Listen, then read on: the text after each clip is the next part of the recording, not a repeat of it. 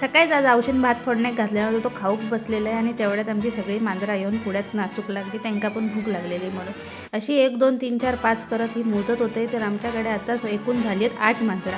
तर आता या मांजरांबरोबर टाईमपास केला. ह्यो आमचो टायगर, त्याच्यानंतर ह्यो बारको पिंटो आणि ह्यो मोठो पिंटो. त्यांच्याबरोबर खेळून झाला आणि नंतर निघालो काजीकडे पाणी देऊसाठी. काजीत पाणी वालूचा होता म्हणून आम्ही सगळीजण एक एक कॅन घेऊन निघालो.